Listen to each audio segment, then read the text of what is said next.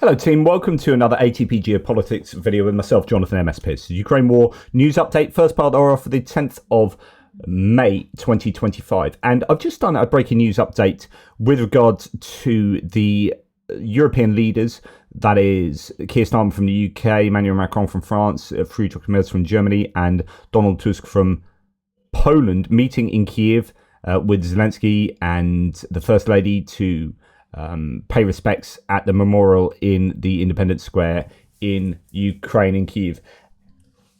Just iconic images and showing real unity. And I feel upbeat. I think better than I have done for a few weeks about Ukraine. It's just really nice to see the big hitters being united and making a really, thank you, Ivan, and making a really big statement in light of American, I don't know what the word I would use to describe it, just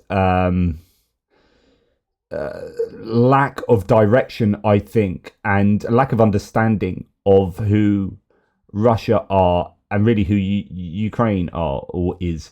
And it's really good to see this overt, very explicit support and unity amongst these big hitters. It may be because it's been sunny in the UK for so many weeks now that I'm starting to get positive and feel summery, just in general. Or it could be that genuinely I'm feeling good because actually some signs are really positive for Ukraine, at least politically. And then I'll probably do a live later because I've got so much military aid stuff to go through because I haven't done one for a couple of days. And there are all these things falling into place where there's a lot of money being thrown at the Ukrainian defense industry to produce a bunch of stuff, and they're being given things. You know, the big problem is air defense. It really is air defense, and we'll talk about this a little bit, I guess. Well, there's not too much to talk about with regard to air defense because there's been this 3-day truce where neither side has been attacking each other. So that's why I'm probably doing so much waffling now, because there's not an awful lot to talk about. But air defense is Ukraine's biggest weakness at the moment, and the US, I think, hold the cards there, to use that phrase that's been thrown around a lot. And if we start seeing this movement to a general realization, as I talked about in my breaking news piece, that amongst the White House administration, that Putin really is a bit of an idiot, and Putin's not quite the person we thought he was. Yeah, welcome to reality. Like, we've all understood who Putin is for many years, but when you've got a Trump who came out of Helsinki 2018 and saw Putin as someone he aspires to be, you know, it's frustrating that it's taken this long for him to start to realize that Putin may be a difficult candidate to negotiate with. And actually, he's being more challenging than Zelensky. Yeah, you may have thought Zelensky was challenging, but then he's fighting for his existence. The existence of his country depends on what Zelensky achieves in these interactions. And so he's going to be standing firm for Ukraine. Russia is just being imperialistic.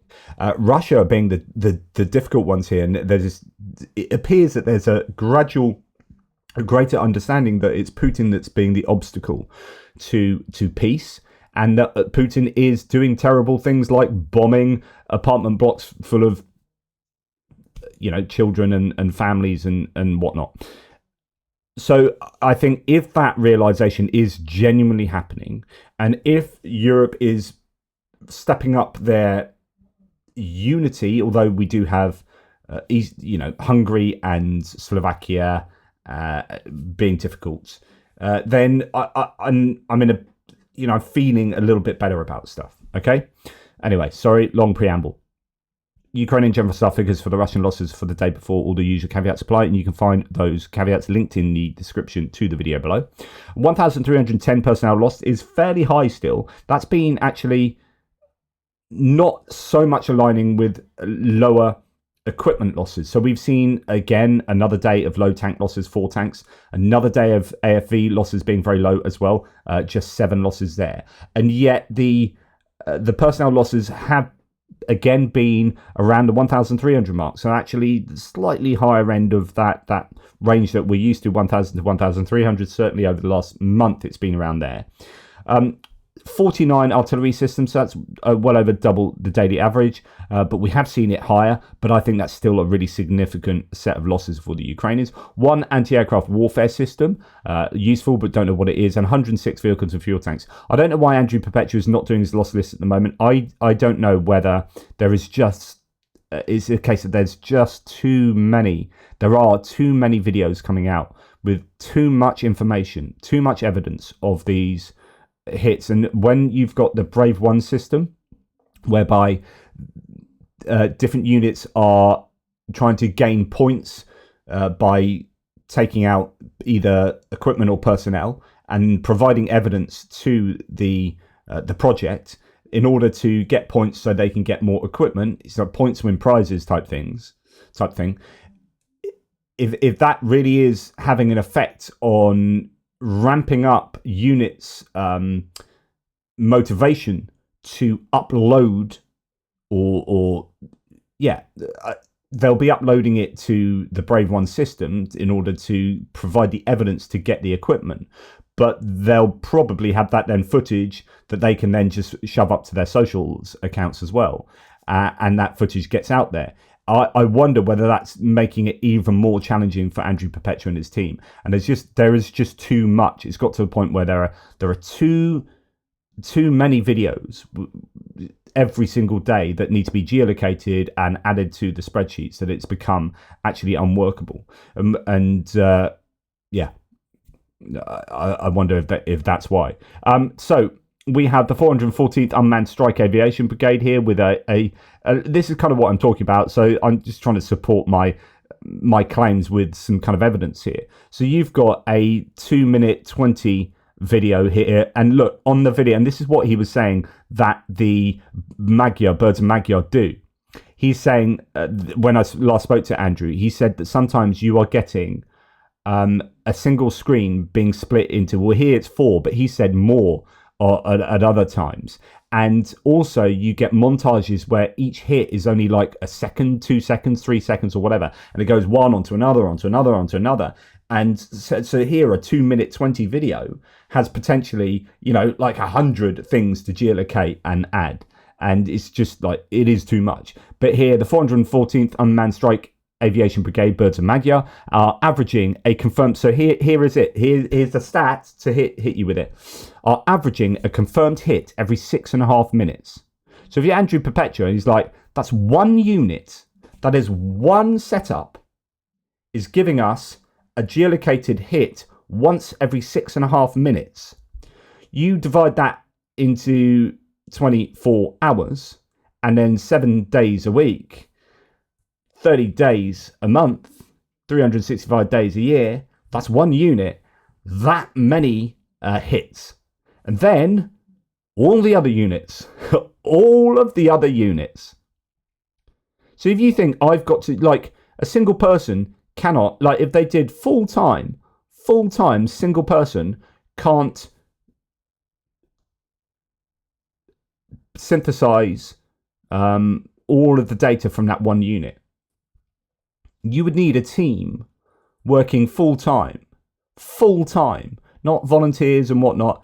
You'd need a team of people working full time to just go through what the Ukrainians are destroying on a daily basis.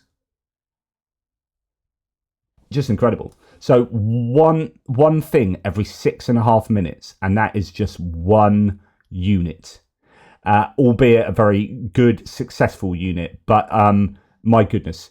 There is just so much footage out there, obviously. Here, I'm showing you this one. I only try and show you things that kind of tell you something new.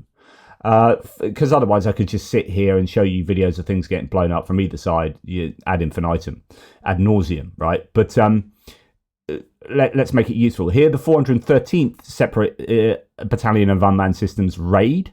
So last one was 414th. This is 413th. Destroyed a 2 S-43 Malva howitzer, BMD-4, a trawl, and a Kamaz carrying supplies.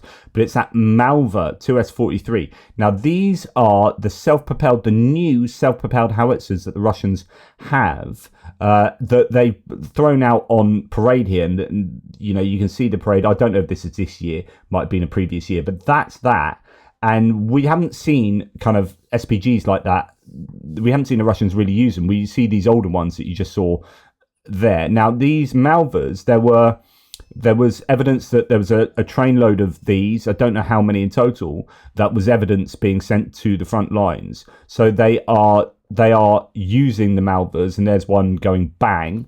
And that's good news. But interesting is that the first one we've seen on the front line? I don't know. But I doubt they've got a high production level of those. Now we're going to go to Roy here, who's a good Canadian OSINT chappie. Often comes up with some good stuff. Russian blogger Volt 8 describes how the dominance of Ukrainian reconnaissance and FPV drones extends 25 kilometers deep from the front line. We're going to talk about Russian having success there with drone stuff in a second, so try and balance it a little bit. When they talk about the horrors of the front, they all concern the attack aircraft on the front line. What part of the personnel, according to observations, constantly risk their lives? Now, everyone who is within 25 kilometers of the LBS, so the contact line, the crest, the Ukrainians have established such a regime of reconnaissance and kamikaze strikes that if you simply drive on any roads, you risk your life. And then I take you back to the Birds of Magyar video where they're destroying something every 6.5 minutes, just that one unit. In principle, they say this has been the case for a year, since spring of 2024, but now the frequency of attacks is much higher for the enemy. They fly in flocks with preliminary reconnaissance from aircraft-type drones. That's what we're going to talk about in a second. The meme about sitting out in the rear is a thing of the past. Cars on the roads regularly burn, and there's some evidence there. So interesting that they are saying 25 kilometers now from that contact line. We've been talking about how that, I don't know what you want to call it, corridor of death, if you like, has been sort of 7 to 10 kilometers. And now there's talk about that going up to 15 kilometers, maybe to 20. Here, we've got the claim that's 25 kilometers. And you can imagine that the Russians are trying to do that the other way. So there's going to be this really wide corridor now of just drone chaos, drone death. Now, Samuel Bendit, on the other hand, so if you're Russian, right, and you're thinking, okay, so what is the issue here? How do we go to the root cause of this dominance of the Ukrainians? And the account here says, now everyone who's within 25 kilometers of the LBS, the crest have established such a regime of reconnaissance and kamikaze strikes that if you simply drive on any roads, you risk your life. So I guess the core is reconnaissance. So they're spotting targets and then they send in the FPVs to take out the targets. So we need to take out the spotted drones. This is exactly what the Ukrainians have done with the Russians, and it took them ages to try and get a system of taking out, or a method of being able to take out Russian reconnaissance drones, and they're still struggling to do that, right? There are loads of interceptor drones. That's one thing. You've got airplanes going out with shotguns on the back, old Yak 52s or whatever they are. You've got, what else? You've got air defense systems, anti-aircraft guns, and all that kind of stuff. And you've got helicopters now as well, up in the air trying to take out reconnaissance drones. Although more realistically, they're taking out attack drones. Now, here, the Russians are borrowing Ukrainian counter-drone tactics by targeting a range of Ukrainian ISR drones, so intelligence, surveillance, reconnaissance drones, with their own FPVs. So here we've got a 3-minute 37 video full of Ukrainian drones, reconnaissance drones, getting hammered by the Russians. So this works both ways, of course. I literally just muted that. I literally did. So here we have all sorts of different drones, and interesting to see all of these drones and some of the upgraded versions of, we saw the early Shark drones. I wonder if they're different. There's the HF1. That's the one provided by the Germans. There's going to be kind of is the HQ2 is what's now being now on the cards. But here, like, there's a Croatian drone there, a Jupiter H1C.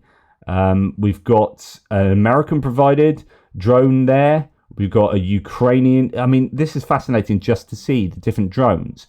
But here's a 3-minute 40 video of every single one. I mean, I don't know how many, 17 it's up to now. How there's another HF1, and it goes on and on and on, all these different ones. And we're up to 62, 63, 68, So there looked like 70 odd drones there that were reconnaissance drones, all of those pretty decent drones being taken out by interceptor drones on the Russian side. So that they are working really hard. So it tells us several things. It tells us, one, that Ukrainians are using all sorts of different reconnaissance drones to do that reconnaissance ISR work. That they're probably using a heck of a lot of them as well, and there could be an equalization of that asymmetry that existed previously, where the Russians had more ISR drones. They had those Orlan 10s, Orlan 30s. Don't see so many Orlans these days. Zalas, Supercams, etc., etc.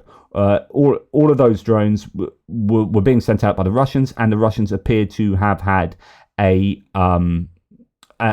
significant advantage there, and you were getting things hit in the kind of medium range in the rear.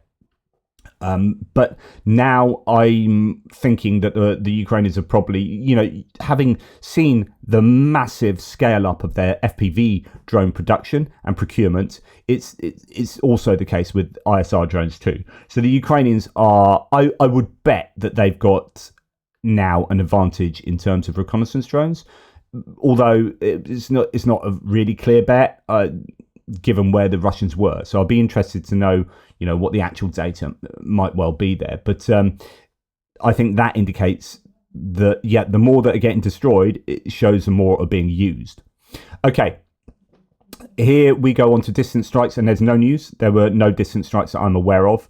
There was something I did see. I think Max24 had something that was on fire somewhere earlier, or not on fire, that had been hit. Here it is, minus a Russian base in the Bryansk region. But that's all it's, I have no context about that, so I haven't included it, but of course now I have. But other than that, there appears to be no striking going on from either side. The US Embassy in Kyiv has received information, this was yesterday, about a potentially significant airstrike that could occur at any time within the next several days. The embassy, as always, advises US citizens to be prepared and seek shelter immediately in the event of an airstrike. These are usually accurate predictions. So the US Embassy last did this when the Oreshnik missile was sent into Ukraine. And actually after that, did they send another one in? Or there was, the last couple of times the US Embassy has said this, something has happened, right? So I think they know something. And indeed, we are hearing on May the 8th, Russia issued a NOTAM, that's I guess a notice for closing airspace, for the Rostov FIRURV, closing airspace over Kapustin Yar from May the 12th, so that's 2 days' time, to May the 13th. The 110 by 70 kilometer area suggests possible missile tests, potentially involving intercontinental ballistic missiles. Stay vigilant, such NOTAMs often precede launches. In other words, people are thinking, and this, by the way, goes all the way up. I think, up to the atmosphere, so no flying, there's no there's no ceiling to the no-fly zone there, as far as I understand. So the understanding would be, I don't think they'll be doing tests. I think that they are going to say, we are going to fire a ballistic missile, an Oreshnik, at the Ukrainians, is my guess. So that's something to watch out for. Here, Shashank Joshi says, if Putin launched another Oreshnik strike right now, it would be about as clear as an FU to Trump as you could ask for, who called for an unconditional ceasefire on Thursday, as it's possible to imagine, he says. I think that's right. But they appear to be gearing up for something like that. Now, I've already done my breaking news update. Go and check that out, and that will give you all of the latest on what Trump is saying and also what the European leaders are doing in Ukraine. It is worth knowing that they are there, and there's some pretty iconic pictures coming out from here. Macron, Starmer, Merz and Tusk arrived in Ukraine in Kyiv for the coalition of the willing meeting. 4 European leaders arrived today to discuss security guarantees for Ukraine amid renewed calls for a ceasefire with Russia. I love the unity. I think this is really powerful stuff. and it's really great to have all of those leaders out there together. 3 of them were on the same train and were talking. I think Tusk came on a different train, but that is really good news, I think, for Ukraine to see European unity there and ramping up rhetoric about, supporting Ukraine, but also pressuring Russia, increasing sanctions on Russia and military aid, and etc., etc.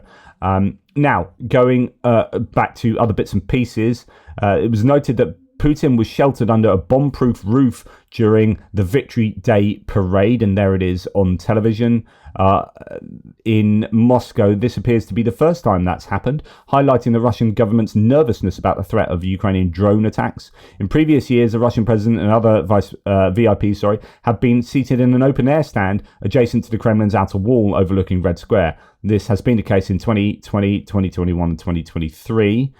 So there you get that open air feel there. Evidence, and now there's a roof over it and a bit of a bomb-proof shelter, or some kind of protection anyway. This year, for the first time, Putin and his guests have been sheltered under a giant extended roof. This is said to be in case a drone appears, and may be intended to block any munitions being dropped on the dignitaries. I mean, I was personally of the opinion that the Ukrainians were never going to do any strike on Moscow during that time, and it was all just a psyops sort of thing to get the Russians to react in the way they did, and they did, and it was successful. But it's not that they actually then went and hit anywhere else, it appears. Now, Russia's Second Army of the World put on a Victory Day parade in Yakutia, featuring a wooden tank mock-up, a tractor turned into an armoured vehicle, a car covered in camouflage netting, and balloons towing a fake cannon on a trailer, and a UAZ truck with a cardboard airplane strapped to the roof, says Noel reports.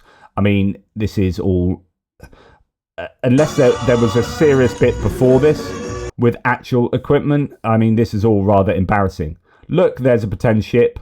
Look, there's a truck with balloons and injured people in it. There's a car with camo netting and balloons towing a howitzer. I mean, this is just... I mean, look, there's a cardboard tank.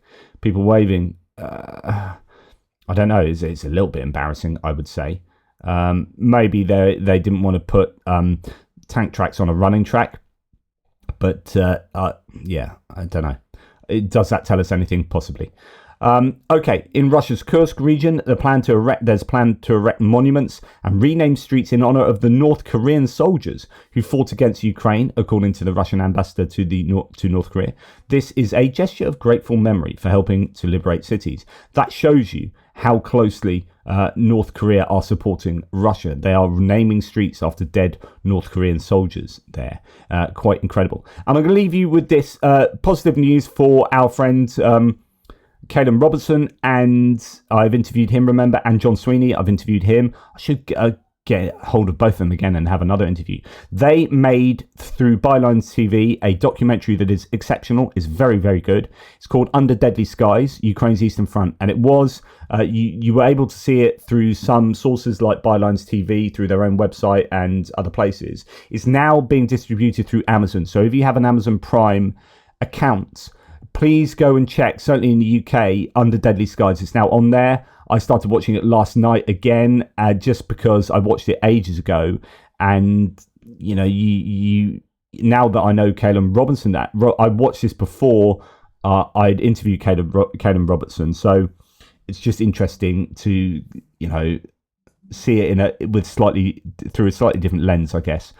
Really, really good documentary. Please go and support this by watching it and getting Amazon Prime to realize that, hey, there is a demand for this kind of stuff. It's got 8.5 on IMDb. I mean, it is an excellent documentary. Really, really well put together and well done to the team. And in fact, looking at the executive producers or associate producers are Zarina Zabriskie, and I've interviewed her twice, and Paul Conroy, who was due to interview. He's a photojournalist. He was living in Kherson for a bit. He's been out and about and around, very famously with, was it Marie Colville, who sadly was killed in Homs. He was with her and did an amazing BBC photo, or was it BBC Storyville documentary on that whole... on her, basically, how amazing she was, and sadly her death. She was very famously had an eye patch.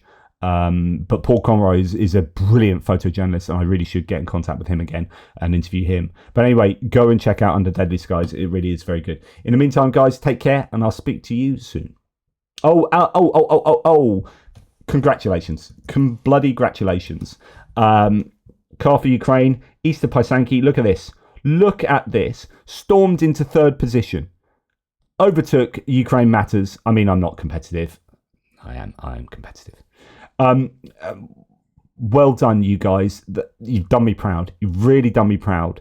And we have now achieved our goal. And it was so worthwhile me doing that video on this yesterday. Go and check that out because we've smashed through the goal. And that's absolutely magnificent. So thank you, Stupidity in Essence, who added yesterday, Larry Simpson, or today actually, Lisa Durant, Sellers Lawrence, Charlie Davis, Carl Rudd, Sarah Goyce, Bjornar Bendixson, Britta Jew Anderson. These people are added on, just so brilliant. Thank you. In the meantime, take care, and I'll speak to you soon.